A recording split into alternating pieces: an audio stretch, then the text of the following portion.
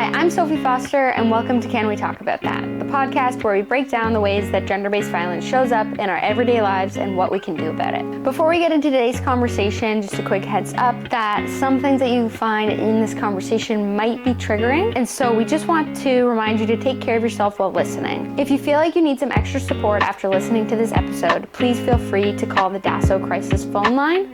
The toll-free number is 1-800-265-1938. It's open 24/7, it's free, and it's confidential.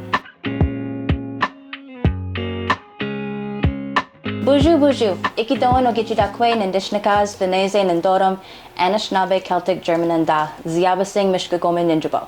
What I just said is my spirit name is she uses her words to defend the people. I am Ojibwe, Irish, and German heritage, mixed heritage. I am Thunderbird clan, and my Indigenous family originally come from Ziabasing First Nation, Cockburn Island, and Mishkagome First Nation near Red Lake, Ontario. For today's episode, I'm sitting down with Patricia Marshal DeSutter, and our episode is called Walking With Us, Solidarity and Action for Missing and Murdered Indigenous Women and Girls, as well as Two-Spirit People. So, to start, can you maybe tell us a little bit of how you fit into this work? Buju, So I fit into community as a living context expert. I have been the victim of gender-based violence for the first 23 years of my life, and then I've spent the last 10 years of my life healing and learning how to use my pain as a way to create purpose.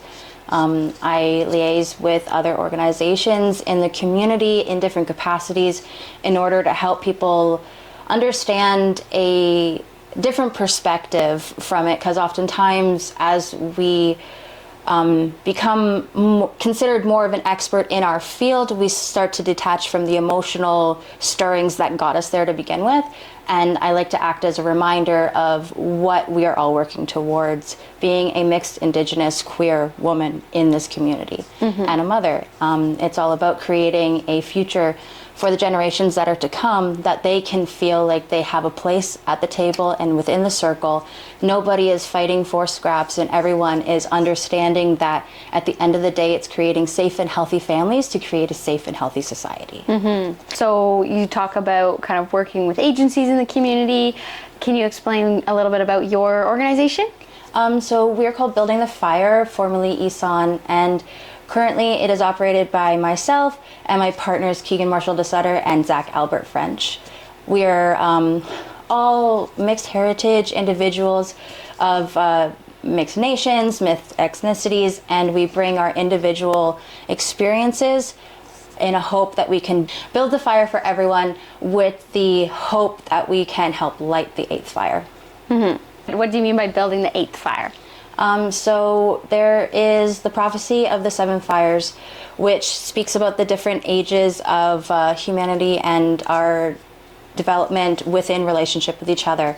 And the eighth fire is what we say is coming, where we will have our non-Indigenous relatives have the choice of either building the fire together and learning traditional ways of knowing in order to sustain each other and all of our relations, including the trees, the air, the water, and the land, and be able to work together in prosperity. And that if we don't build that eighth fire together, then we're going to see waves of deterioration and destruction, which I think anybody who's paying attention to the world right now can see that we're on that precipice.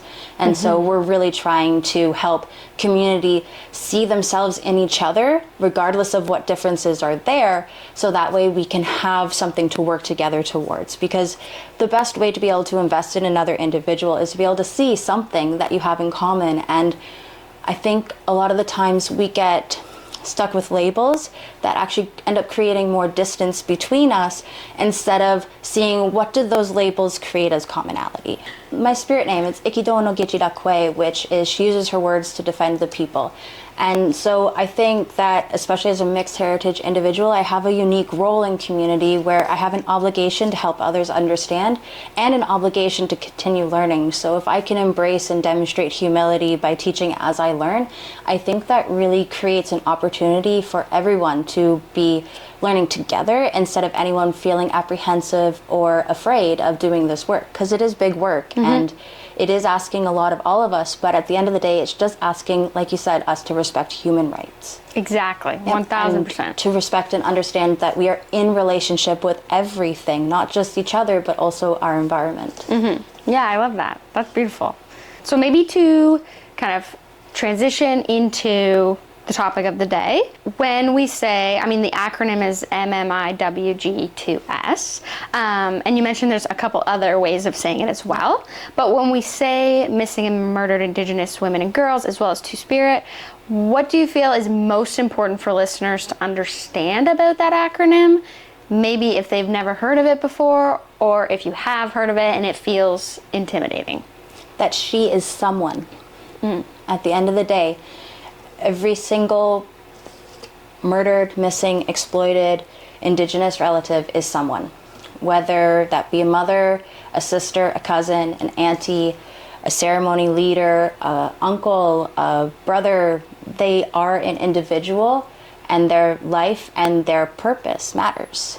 And I think we get very caught in statistics in this day and age, which I understand everything's kind of like fast for us, and we need to slow down, I guess, and remember that every single red ribbon or red dress that you see represents somebody's spirit and a family that's longing for that spirit to be with them again. Well, and I mean, this all connects with this general topic of gender-based violence, but also just thinking about, not to bring it back to statistics, but recognizing that Indigenous peoples are experiencing this at a much higher level, and it needs to be talked about. And that's why there's a specific acronym for this group of people, because of the numbers as well. So the hope is that we can acknowledge that, I guess. Yeah, I guess like respecting the disproportionate effect that it has, while also remembering that they're individual people, and not keeping it at a distance, I guess. What sometimes I find acronyms and statistics kind of put distance between you and the person who has been harmed,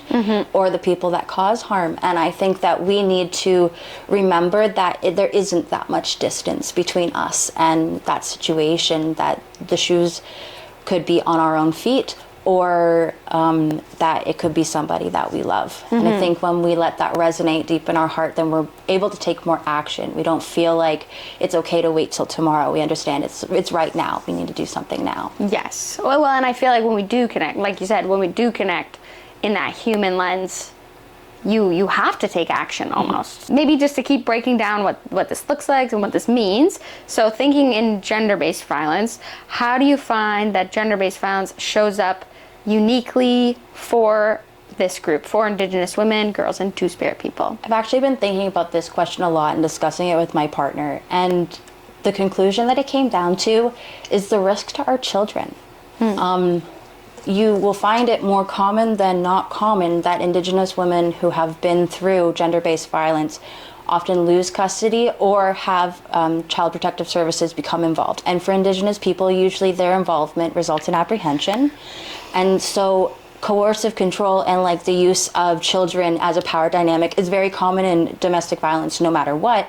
But you see uniquely in Indigenous families that it often results in further harm to the children, which restarts that generational cycle of violence, pain, and turmoil that residential schools originally put in. You're restarting it. Instead of however many generations of healing has happened, the body now has new memory of that being stolen.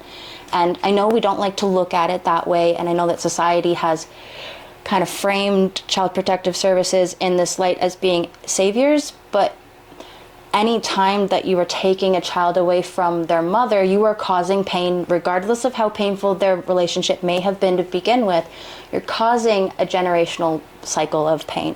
Right. And I think that that is something that Indigenous people are uniquely affected by. And I feel like that why institutions like Ingamo and Daso are so important, because it gives an opportunity for those children to remain with their family without the interference and fear of direct apprehension, because there are the supports set up there. Not that I think there should always need to be that, but that's been in my own story. That was my experience where my children were used as the weapon. And again, this year, it's been 10 years since I left my abuser, and this year he tried to abduct my children over the summer. And so that's a living fear that we can't distance ourselves from, because just having the title of Indigenous puts this flag up for Child Protective Services in North America saying that I am less capable as a mother than somebody who is not Indigenous. I think that that's the most unique circumstance that we would face. There are lots, but domestic violence and gender-based violence, as we both know, is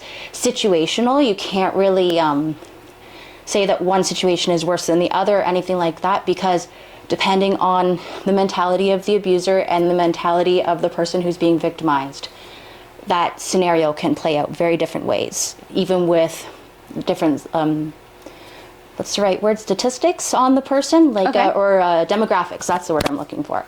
You can have the demographics in but if the mentality is different in the people that are in it, the outcome will be different. Right. So I think that's where it boils down to me. That seems the most unique. Yeah, that's actually, that's a really interesting answer to that question, because I think you're right. I mean, it's a different way of holding your family.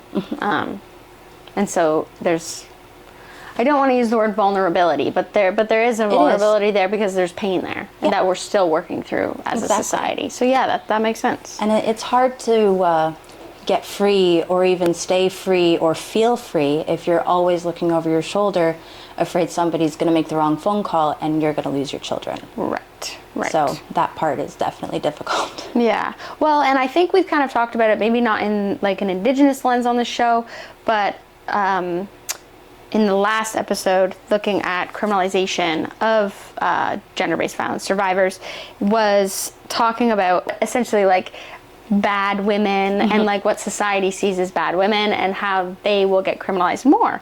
And something that came up in that conversation was specifically looking at marginalized groups, including Indigenous women. Yeah. And so just even bringing that perspective to your answer of this unique trauma and pain and I guess uniqueness of the system for Indigenous women and girls it's hard. Yeah.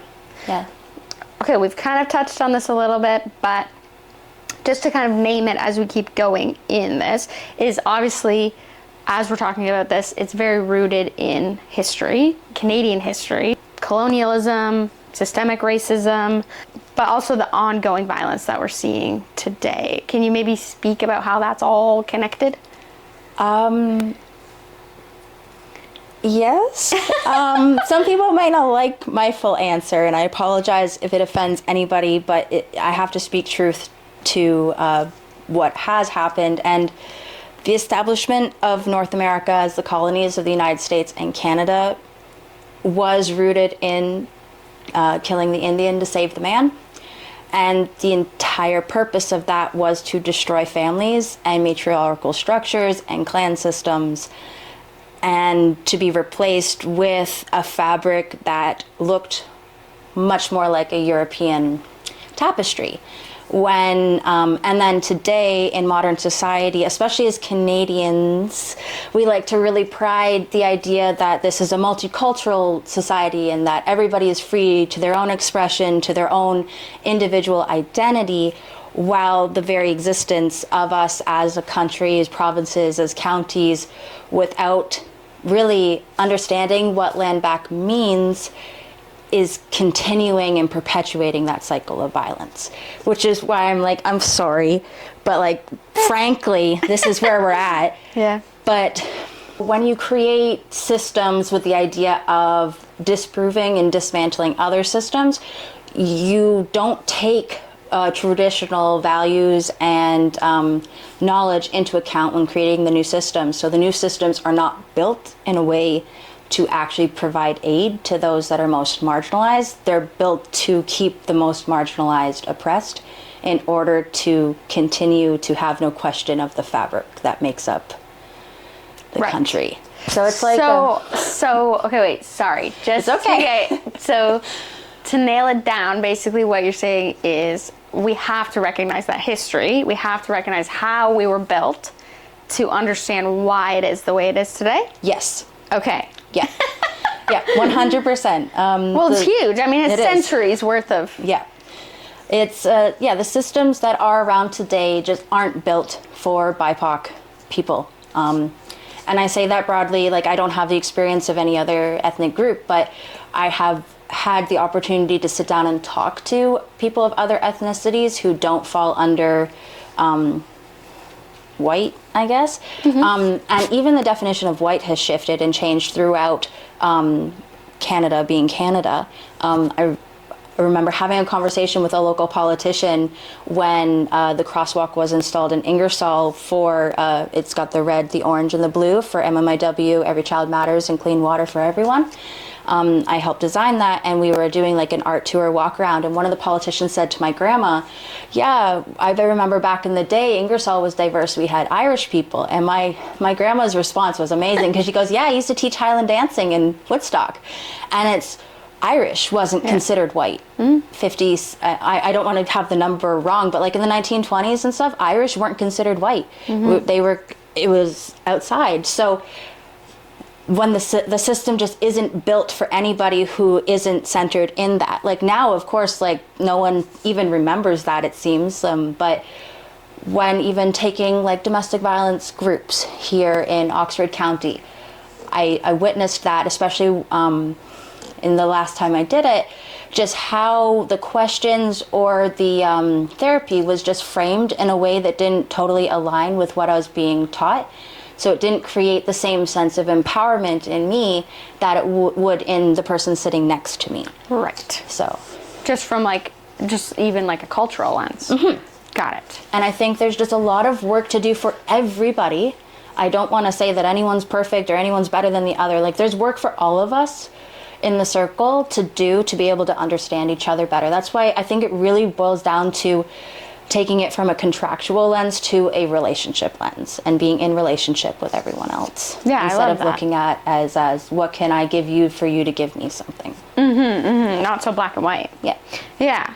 So thinking specifically about this kind of violence, and obviously when I say violence, I mean violence can mean a lot of different things. It doesn't just have to be a physical violence, it can be systemic violence, any of those things. How are you seeing, or how would you explain how this violence towards missing and murdered Indigenous women and girls is impacting families, community, but also future generations?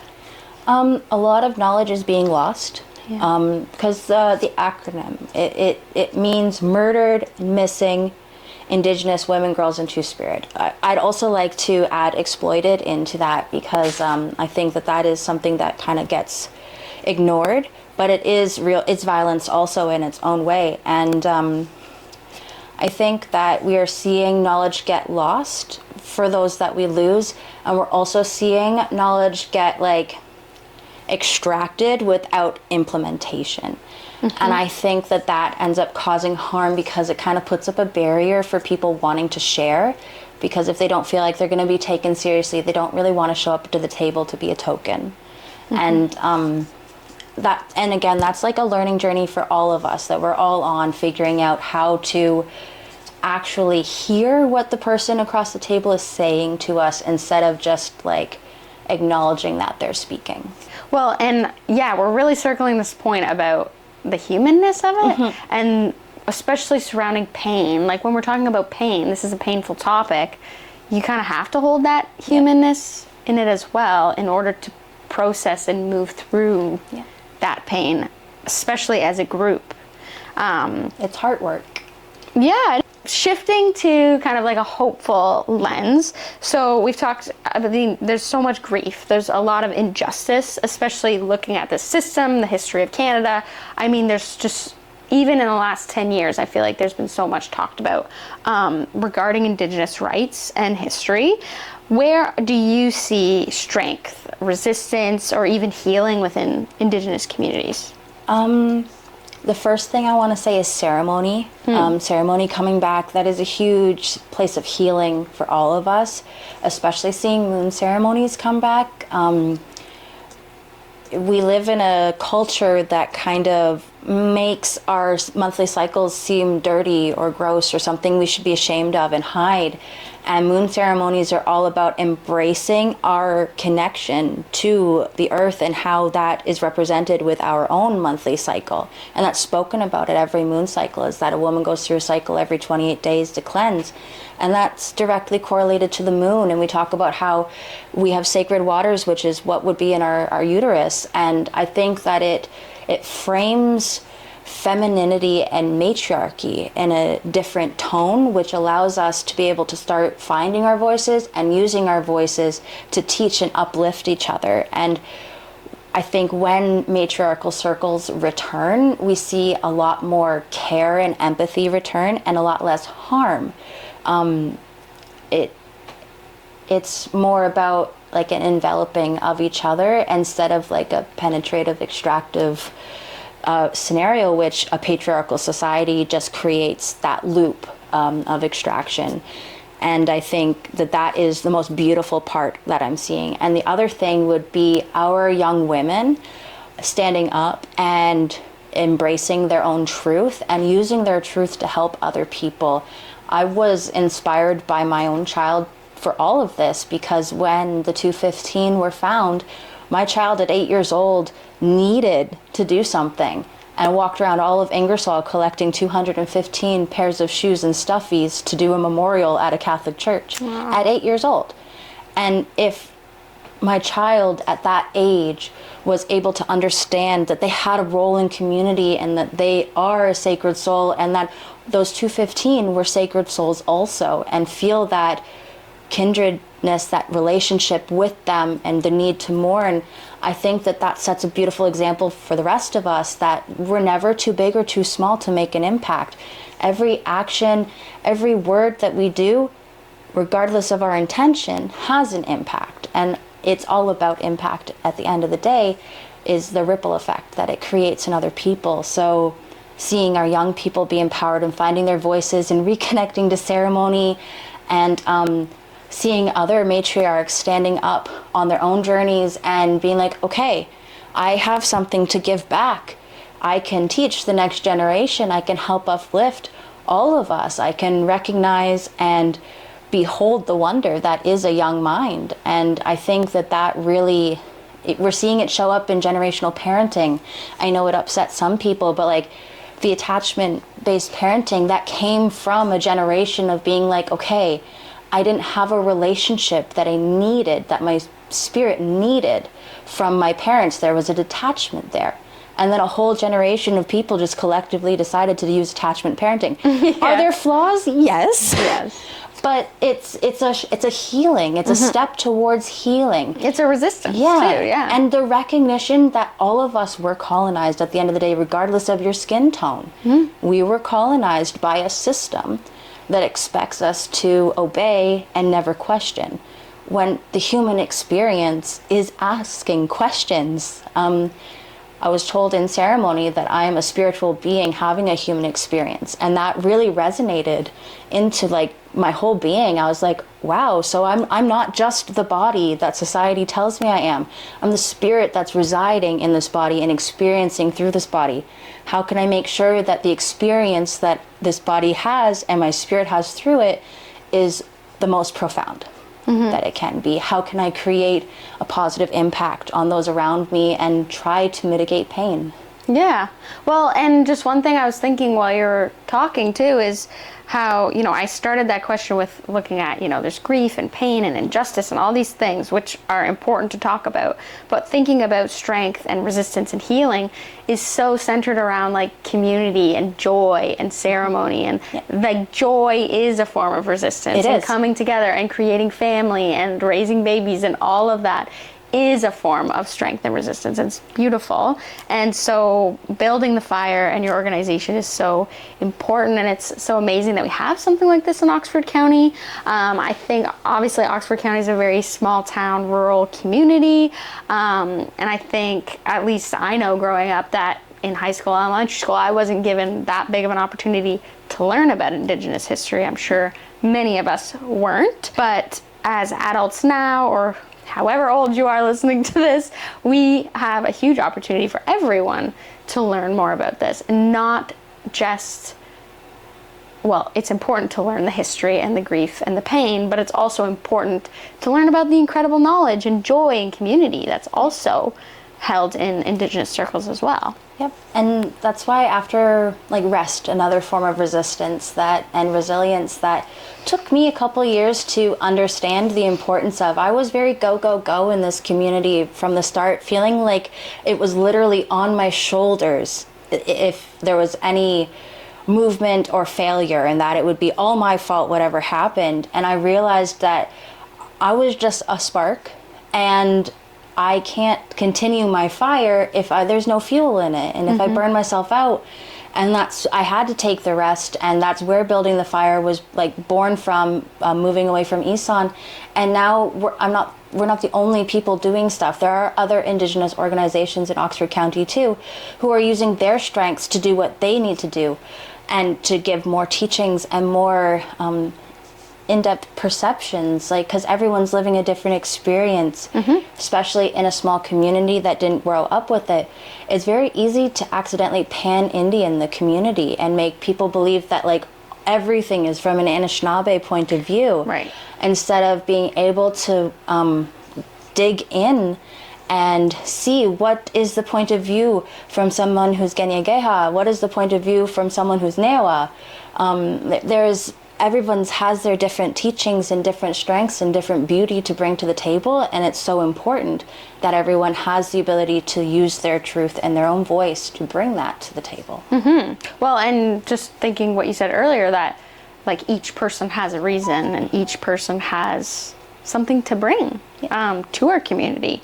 So thinking about community, thinking about it in a Indigenous-led community healing, or looking at even the education of our local community, why is it so important that solutions are coming from Indigenous voices as opposed to non-Indigenous voices? Perspective. Different lived perspectives. Even myself as a mixed Indigenous reconnecting Native, I have a different perspective than someone who maybe was raised in community. I can relate to several experiences that Indigenous people collectively go through and are disproportionately affected by, but my experience has been different. And I think that it's important that we hear each layer of that, because colonialism did create a system of status, non-status, even within status, the levels of it and how it can be passed on. And I think we need to listen to everyone's voices to be able to get the full picture. If you only paint a picture in one color, you're only going to see a portion of it. But when we are able to bring a brush from every color to the table, then we're able to get a full picture, and then you can have a full understanding of where are the gaps, where are the strengths, how do we move forward together as one. So thinking about allyship, we titled this episode Walking With Us. So what do you think true solidarity, true allyship can look like in the real world in practice? Building relationship. I say that a lot, but it really does boil down to that, is creating relationship and being able to see each other past the descriptive titles that we have as individuals. Because like I said, you're more invested to help your friend than a stranger. And usually if we are helping strangers, it's for an ulterior motive to feel better about ourselves. And I know none of us like to look at it that way, but it's the way our society has been built, on a contractual basis instead of in relationship. But when allies are working in relationship, then they're able to see when we're getting to a level of extraction where someone needs a break but doesn't understand it, how to meet someone with empathy, how to mediate between different perspectives so that way things can continue to go forward. And remembering that it's uncomfortable to be an Indigenous person or a BIPOC person. So if you're feeling uncomfortable in a BIPOC space as a non-BIPOC person, instead of using that as the reason you should walk away, use that as the reminder of why you're in this circle to begin with. And I think that that kind of helps create true allyship. It's about seeing yourself in the other person, the good and the bad, and how you can relate to each other in order to create better. Well, and almost like leaning into the uncomfortable, and being human. And I think recognizing that systems are different, and not everything is going to look exactly the same way that you expected it to. Indigenous ways of knowing and being in community look different than Western ways of knowing and being in community. And we have similarities still, like you can see that in like a church circle versus a ceremony circle. That camaraderie that is in that circle is beautiful as long as that circle isn't being used to cause harm to other people, which is easy to accidentally do if you can't see yourself in the other person. Yeah. Well, and so maybe do you have any suggestions or ideas of how people could work on being an ally specifically in this realm of missing and murdered Indigenous women and girls and Two-Spirit people?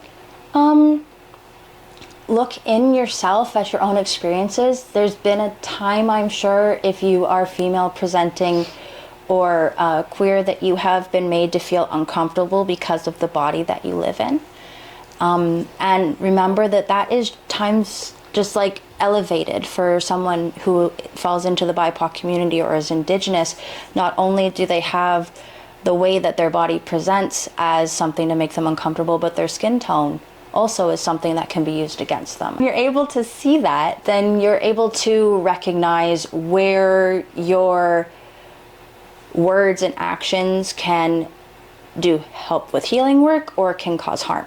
And we're all gonna F up in community spaces. Like there's no ifs, ands, or buts that. It's about how do you repair if you make a mistake, how do you own up to a mistake, and how do you continue to show up anyways. And I think that's where a lot of us get stuck, is we make a mistake and then we panic, regardless of race, and then we don't know how to move forward. We're afraid of saying the wrong thing. So then we back out. We back out. And then that ends up leaving a gap that allows for more harm to continue. And also I think seeing when you need to pick up the slack. Okay, so perhaps the Indigenous organization doesn't look the same as a non-Indigenous organization with how it's operating, but you understand that it needs to work with non-Indigenous organizations and what certain things need to look like. Pick up the slack that the people within the organization may not recognize as there, may not agree with or understand how to do it.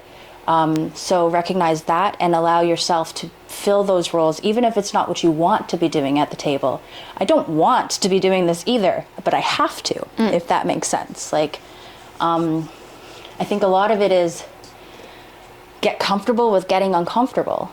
And if you can do that, then you can create real change. This wasn't a planned question, but why do you think people feel so uncomfortable talking about these things? Everyone's afraid of getting it wrong. Yeah. What does getting it wrong look like? Saying the wrong thing, saying something racist, saying... That's the ultimate question, I think, because in order to learn, you have to make a mistake. And that we have grown up, I guess, with a graded system instead of like a life experience system. So we are expecting that we need to get an A on everything. And we're afraid to get that B, that D, or that C, or the F. But the kids who are getting those on their report cards, they're still showing up. They're still trying. They're not backing out. So we need to get that mentality in us, that it's not about a grade, it's about effort put in, which is like impact versus intention. You can only make an impact after you've made a choice or an action. And we have to be willing to take the action and stop letting the fear of failure prevent us from starting success.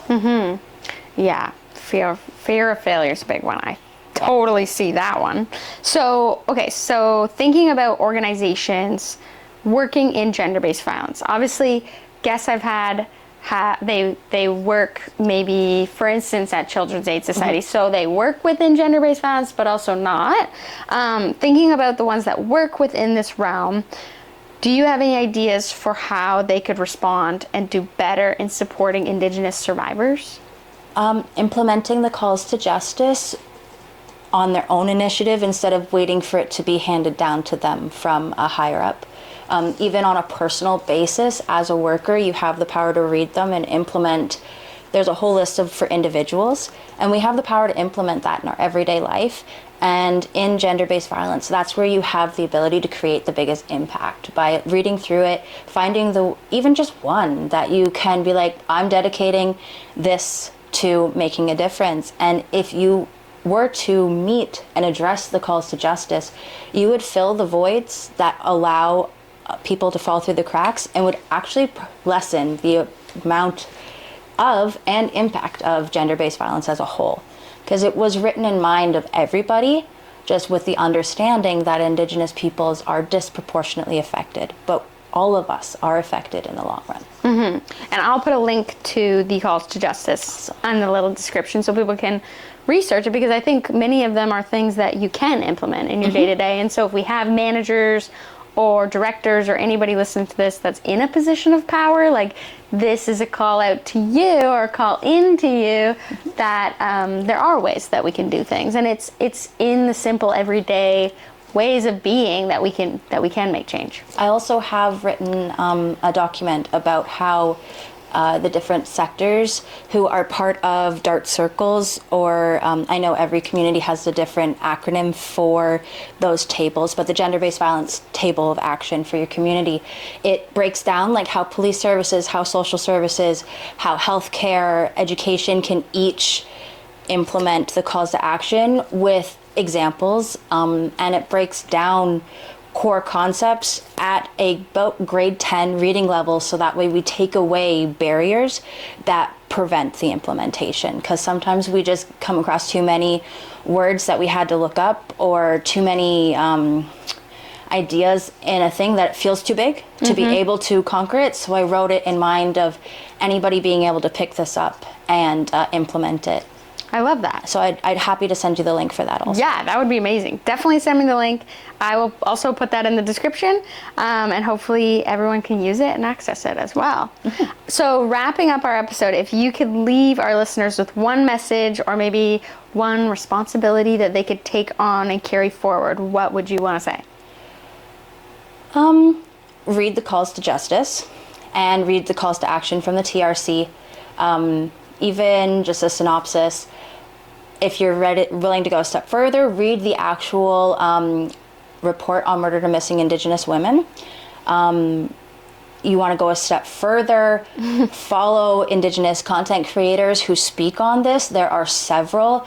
If you want to go a step further than that, then take it upon yourself to speak with Indigenous people in a respectful way, to be able to learn firsthand experiences. We can't, just speaking on statistics and things like that, we can't really see ourselves in it or be in relationship with that, but you can be in relationship with another human's story.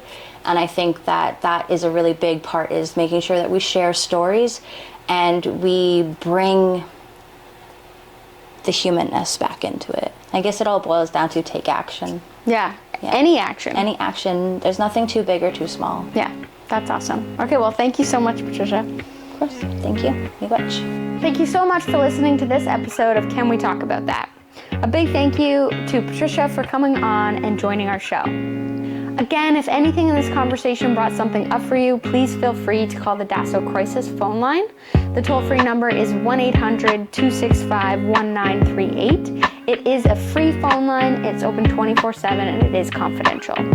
We'll be back with more conversations that help us to break down gender-based violence in our community and what we can do about it.